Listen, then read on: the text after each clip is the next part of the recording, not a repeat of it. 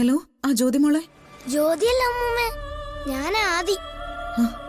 ആഹാ, ആദിക്കുട്ടനാ. ഇപ്പോഴാണോ അമ്മൂമ്മ ഓർക്കുന്നേ? ഇടയ്ക്ക് ഇങ്ങനെയൊക്കെ ഒന്ന് വിളിച്ചാലെന്താ?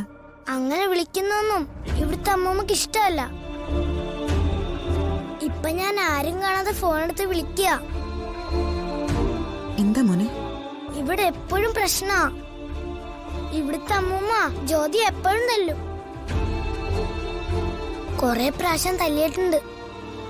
മുടിക്കൊക്കെ കുത്തിപ്പിടിച്ച് ബഹളം ഉണ്ടാക്കും.